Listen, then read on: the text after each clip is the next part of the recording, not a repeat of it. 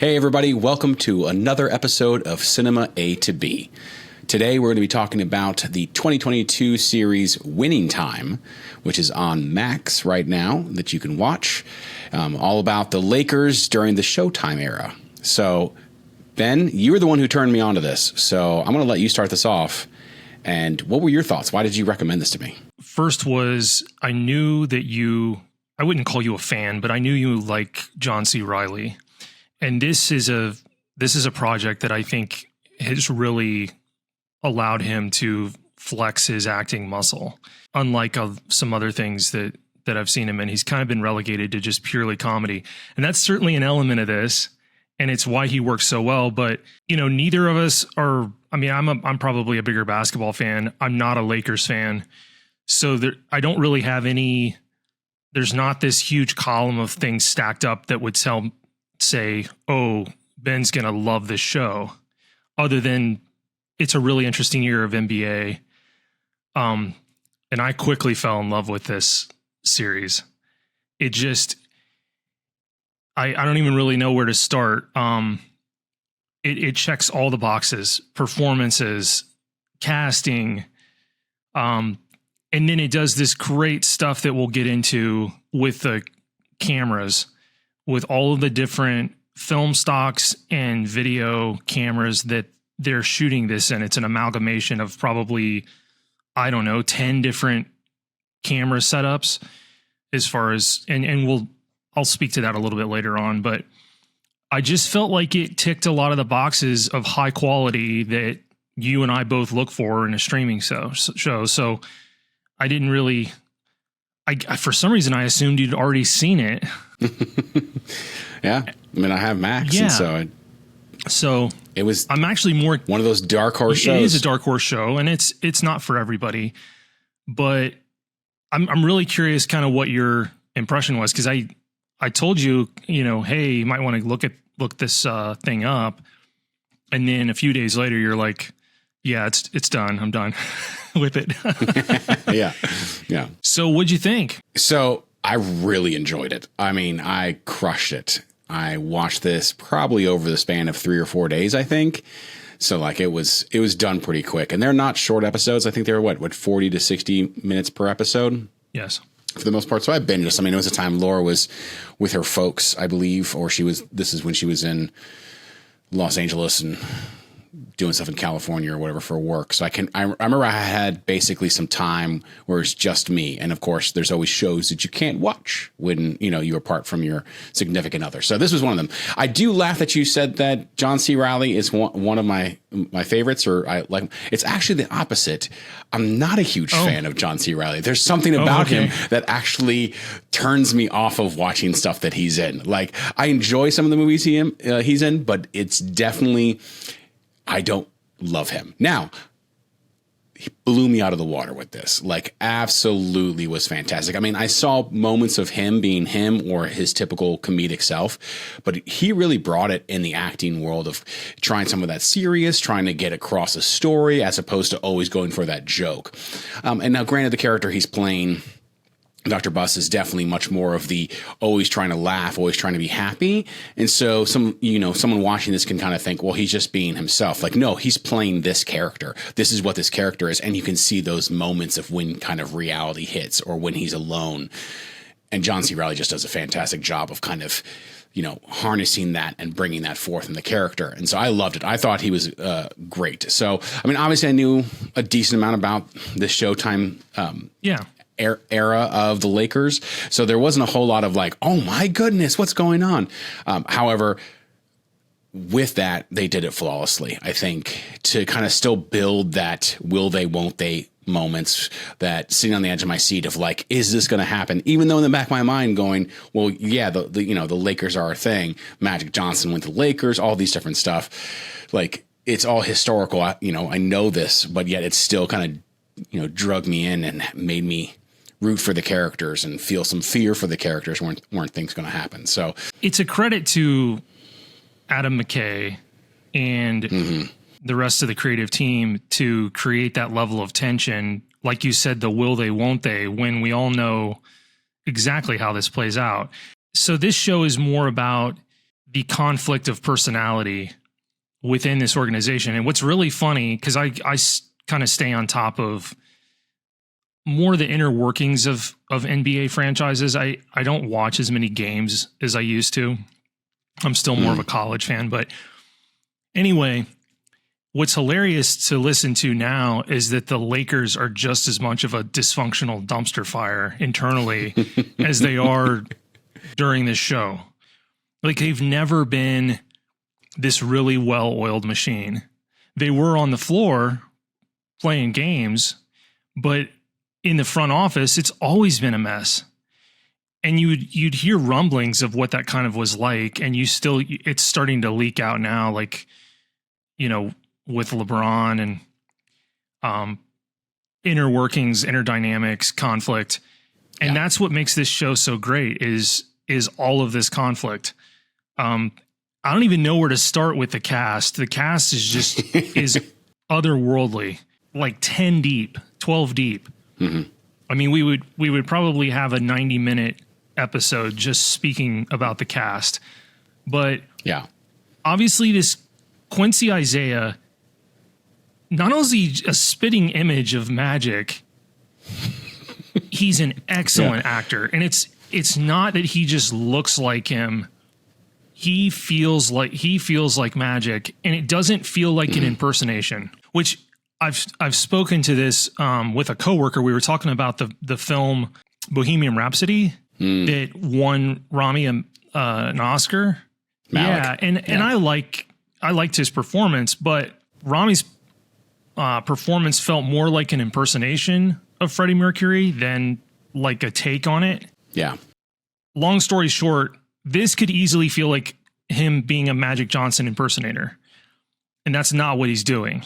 He crushes it. And then the big controversy of this show is Jason Clarke as Jerry West and whether or not that's really what Jerry West is like.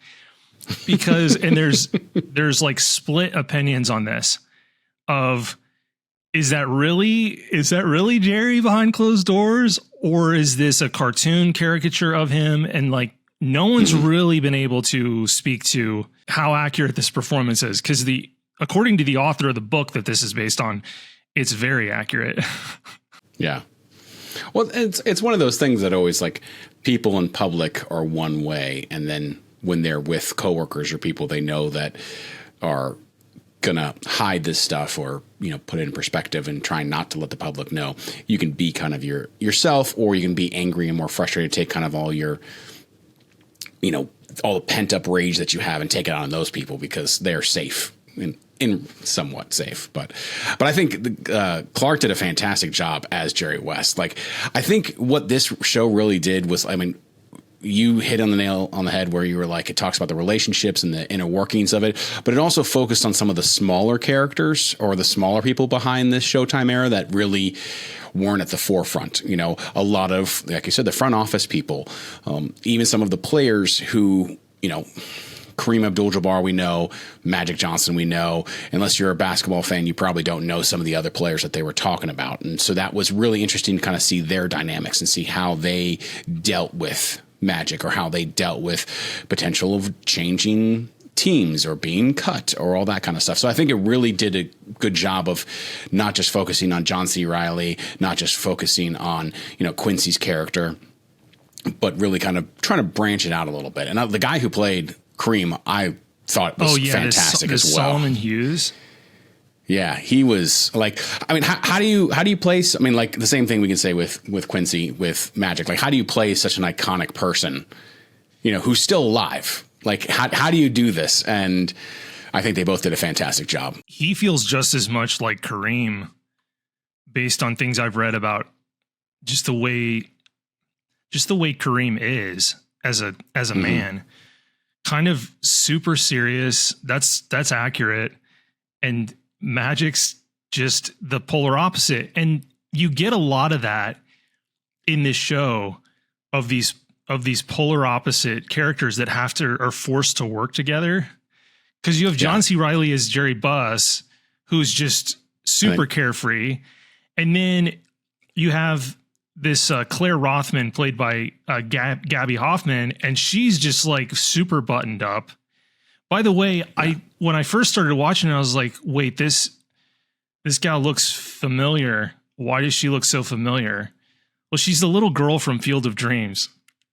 Mm-hmm. And she's a couple months younger than I am. And like, here she is just crushing it in a really good series.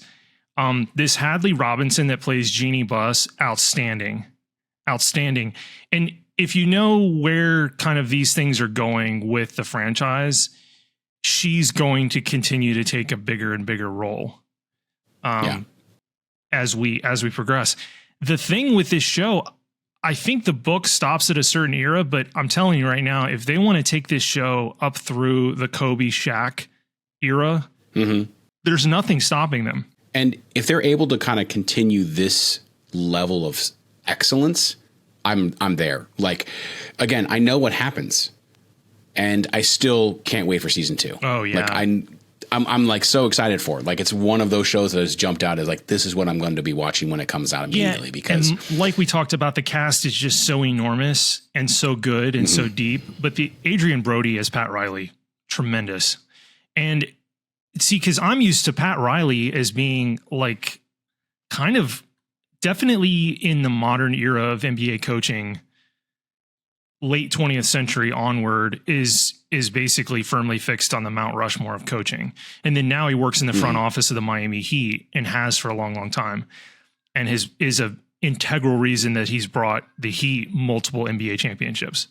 So to see him in this vulnerable state of like, as former player, right, like before he's even being given like a head coaching opportunity, is really wild to see. It's just that's not how I've ever viewed Pat Reilly. Pat Reilly is like he looks like a mafioso. He's always had the slicked back hair. He dresses in some of the nicest suits you'll see an NBA coach in, and he's just cool, calm, and collected. And this is not what you get at the beginning of his rise as a coach. So it's fascinating stuff. And Adrien Brody is Adrien Brody and does a great job of bringing that character to life and showing that vulnerability before he becomes successful. Yeah. So, I mean, the whole part of doing the announcing or whatever, and just kind of being kicked around was so awkward. It was absolutely hilarious. I know, it was brutal, but I'm also laughing the entire time because I just want to do this. It's awful. Yeah, it's we're gonna implement that, Ben. When I need you to stop talking, I'm just gonna raise my fist. I guess I'll just go into coaching then. We'll just end the podcast. And it'll just so we can come back to the acting as we feel like, but I do want to talk about kind of the technical aspects of this show. Like I was talking about, they use so many cameras, and a big argument they made was, how do we sell you on that you're watching this late 70s, early 80s era of NBA basketball? How do we get you psychologically there quickly? And an easy way to do this is to shoot on a lot of the film stocks that they would have shot material on then. And so you get a lot of 8mm, Super 8, Pro 8, 16mm, some Sony, they shot on like beta tape, those gigantic, massive Betamax stuff that was industry standard in television production for decades. And so they mix all of this together. And so it's constantly changing formats, and you'd think it'd be distracting, and it's not. It kind of draws you in, especially when you're like, they'll go to Magic's house and they'll draw you in by having it be in like 8mm, almost like a family home movie, but they won't leave it in the 8mm. Then they'll start cutting to like 16 or something that's a little more attractive. But that 8mm kind of brought you in. It's like, no, this feels like I'm in Magic's house in 1979.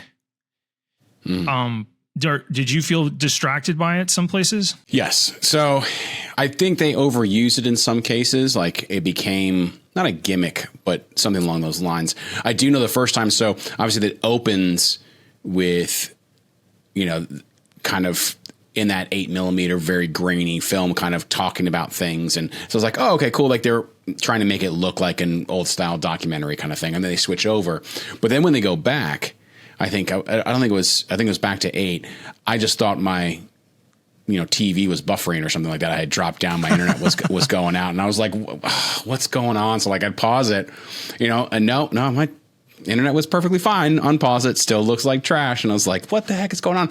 And then I would see kind of the intercut you're talking about. Like sometimes it would be really nice. Sometimes it would be really grainy, go back to nice. And I was like, oh, this is a conscious choice. And of course, then I looked it up and read about how they used like 3 different styles of film, tons of different cameras, all this different stuff. And I liked it artistically. I don't think it added much to the story, in my opinion.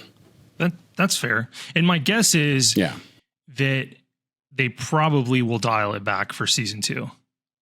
Like they may even have watched it back and been like, yeah, this works, but it might be too much of a good thing. I enjoy it, but I'm kind of a nerd when it comes to that stuff. Yeah.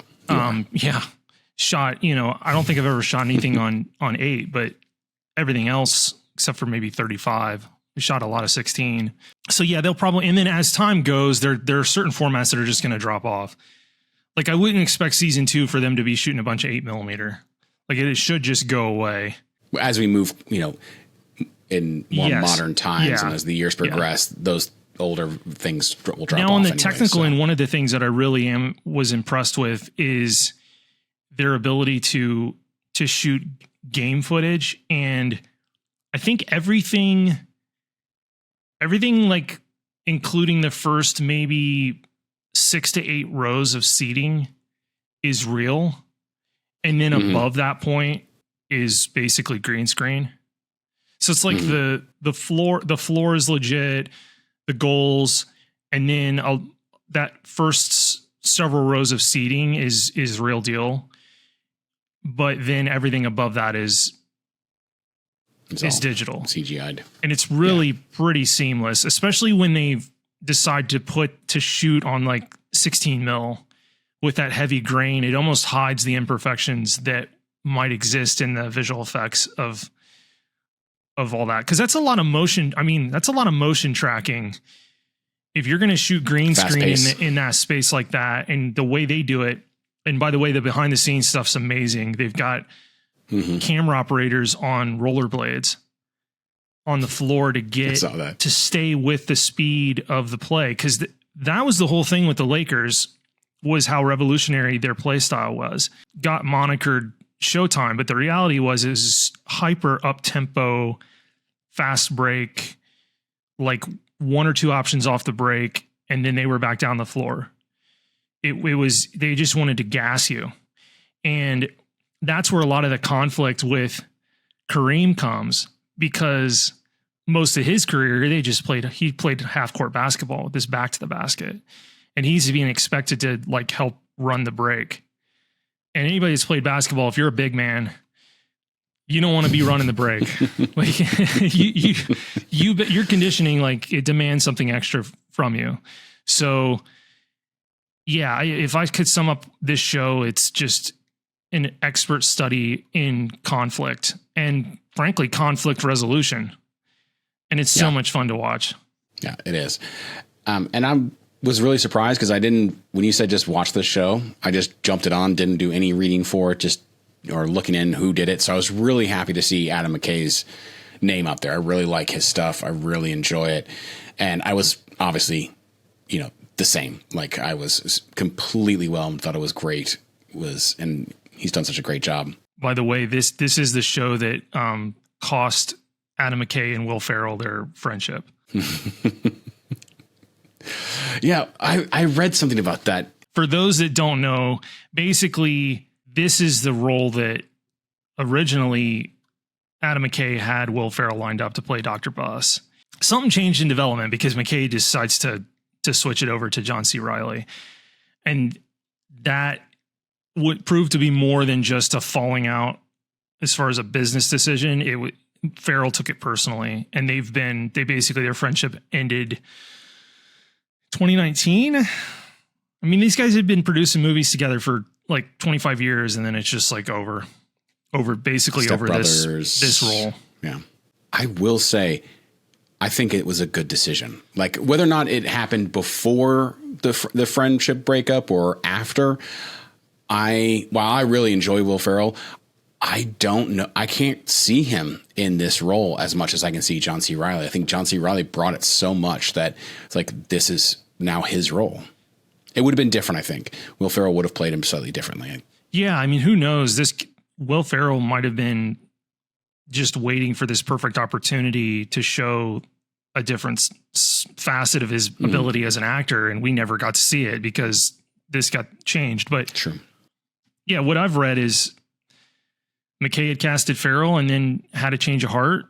Didn't tell Will that he'd done it until they were already like in production, and Ferrell was furious and ended their whole arrangement. So really sad, because those guys made some really, really funny movies together. My favorite of the bunch is probably Step Brothers, but hands down, sorry, no, Step Brothers 2 is not ever going to happen. No way. No.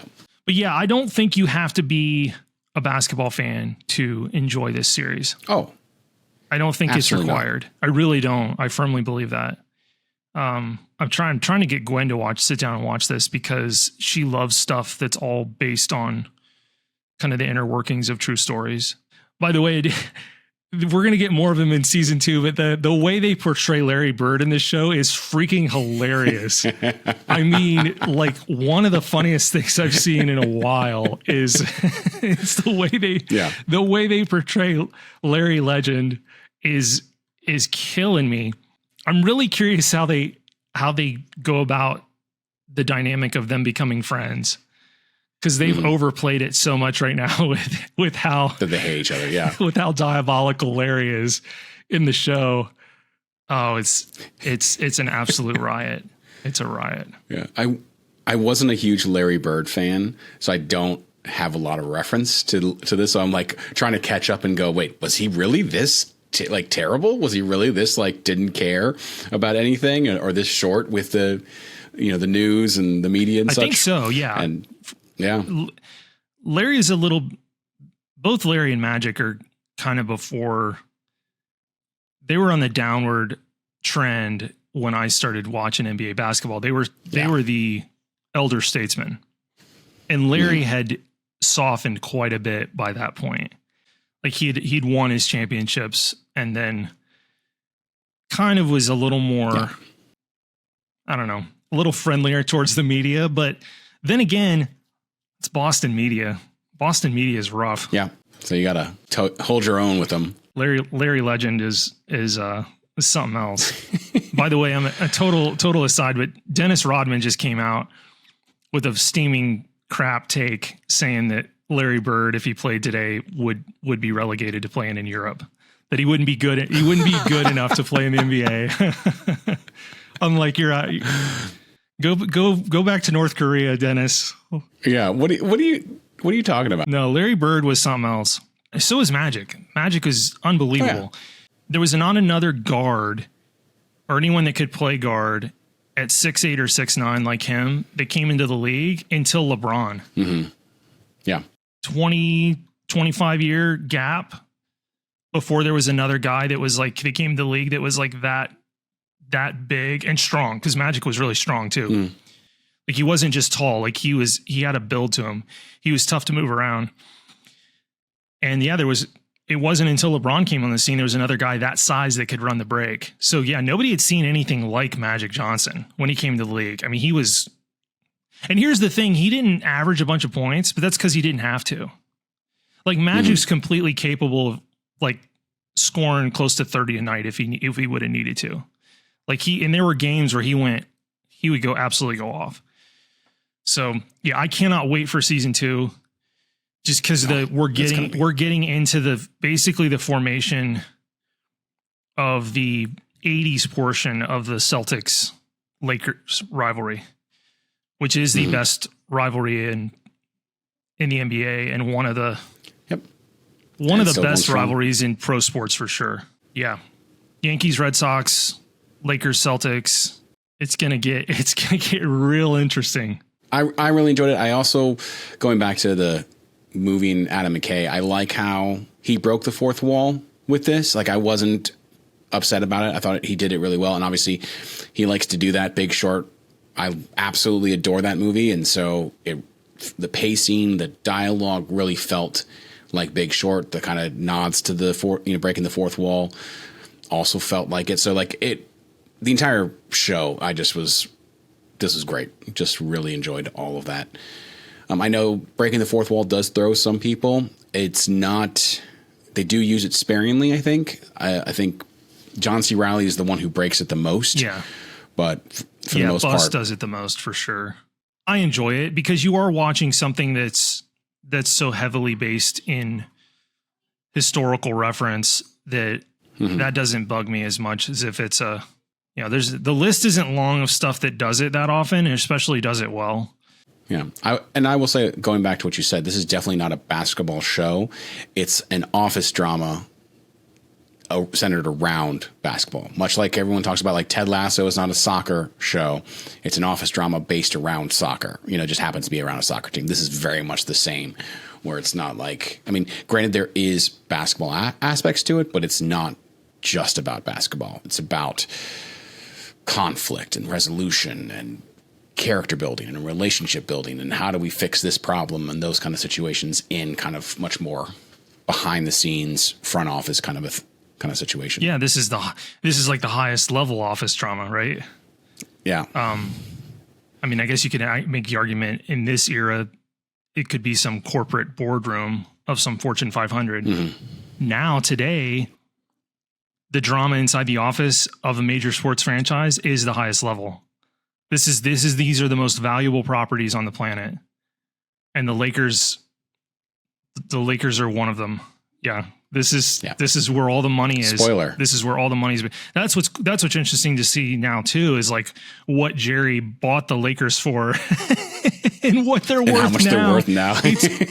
You think Michael Jordan just made a bunch of money buying the Charlotte Bobcats 15 years ago, and then, or the Hornets or whatever, and then selling them this year and pocketing, whatever percentage of like couple bill.